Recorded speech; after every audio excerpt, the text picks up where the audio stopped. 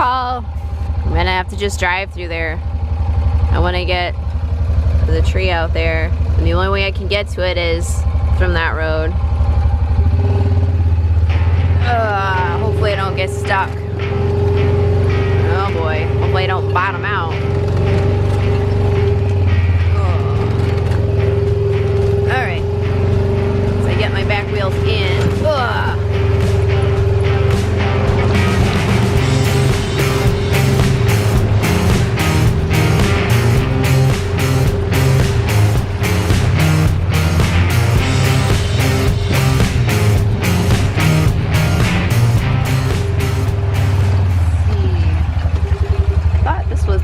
Driest spots, so I think I can back into there maybe, I hope, or back over there. I'm gonna give it a shot.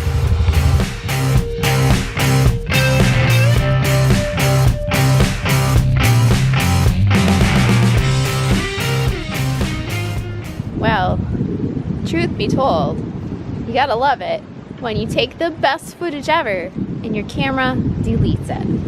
So that's what happened with the next part. So I decided to come back here and give you a little fill-in on what exactly happened that you missed.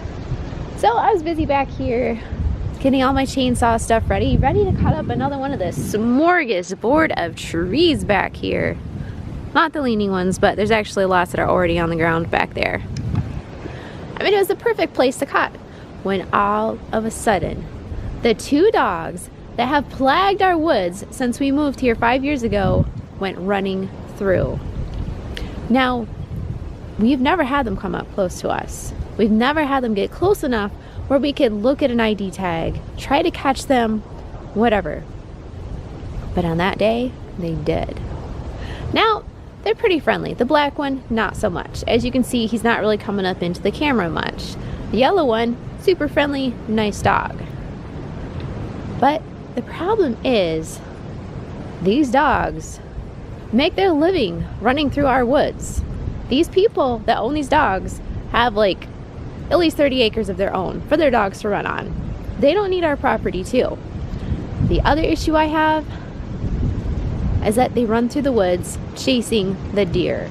No joke, we've had them on game cam, on video mode, running after deer through the woods during hunting season.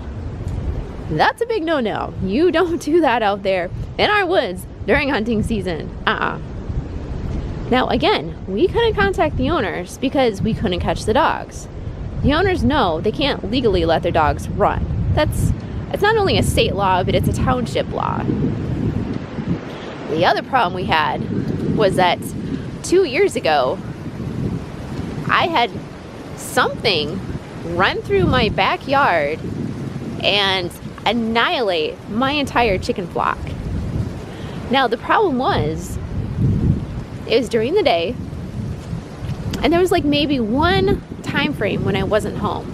It was like between 12 and 2 when I wasn't home, and that must have been when it happened. Our dogs didn't have the dog fencing up back then, they just had a kennel yard.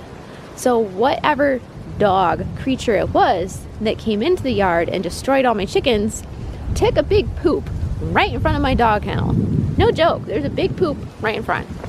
Just like a big F you to my dogs. We only found a couple of bodies. One body was out in my brome field, which is between my back 40 woods and my house.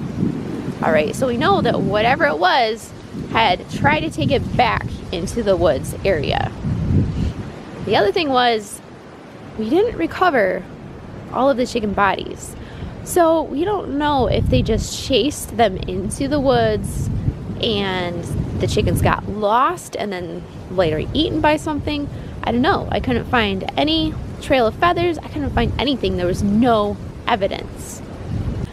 But I only found 2 dead chickens. Both were en route going towards the backwoods, and a couple of dead ones in my yard. The others were all just missing. Don't know where they went. Yeah.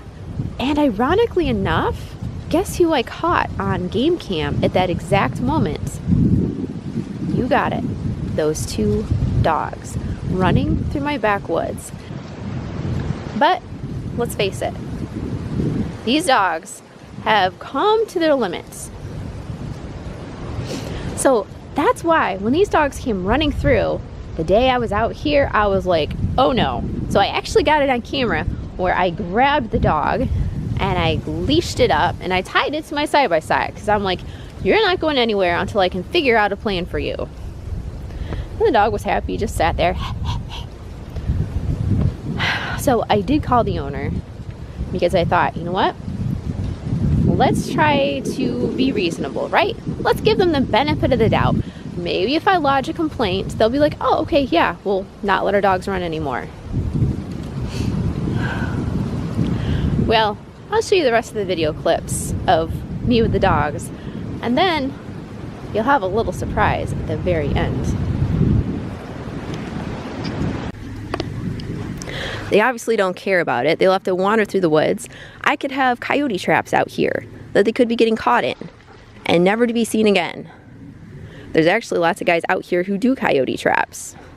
So,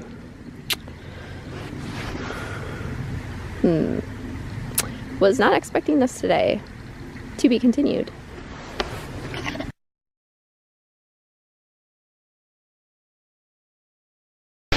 Alright, so I don't have much battery life. I'll try to be quick. I did call the owners. I went straight to voicemail. I told them I have your dogs. I said, your dogs are not allowed to be on my property. They are not allowed to roam free at all. It is illegal in this township to do that. I said if I catch them on my property again, they will go straight to the Humane Society. Especially considering that this dog here supposedly has a need for medicine. Now, legally, I can't hold the dogs because, crazy enough, that is illegal. I can shoot them if they're eating my livestock, but they're not exactly eating my livestock right now. I don't know. It's not a fair situation for me as a property owner. This has got to come to an end. If you have a good solution, put it down below. I'm open to suggestions. Uh-oh. It would appear the dog walked through my can of spray paint, which is coincidentally gone.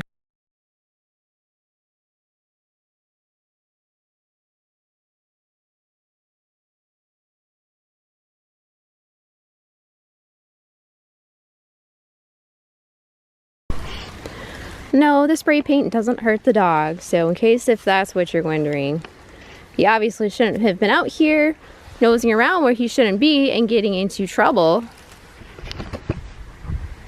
because you're gonna find trouble out here. You know, I get the dogs get loose, it happens, but these guys are not just getting loose, they are let loose. As often as we've caught them for the last couple of years,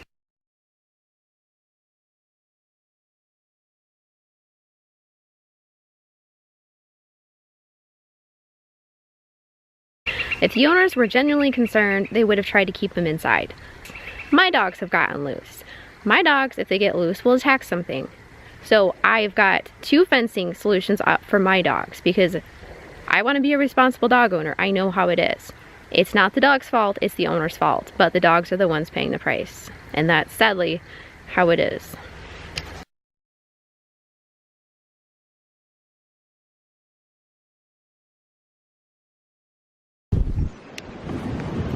So I said to be continued, and I was hoping that really that was the last of it. Until I walked back out here to shoot this footage, and it's like, what, a week later? Yeah, it's exactly a week later. And this is what I found. Oh, what is that? Now you might be saying, oh, that's a coyote footprint. No. I don't think so. I really don't think that's a coyote footprint. And look, there's another footprint right there. That looks like a coyote footprint, doesn't it? No, obviously not. And let's see, what else do we have?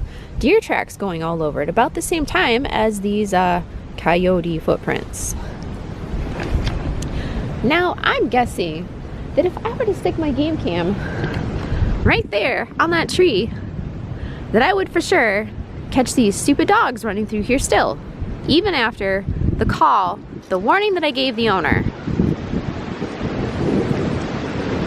So I could put a foot snare trap out here for the dogs.